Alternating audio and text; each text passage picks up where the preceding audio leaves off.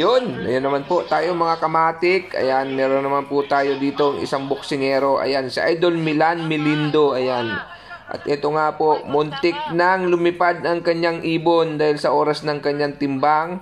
Dahil para sa kanyang laban. Ayan, tingnan nyo, nagdarasal siya siguro dyan, sana walang malaglag na towel para hindi tayo masilipan. At ayan nga po, buti na lang.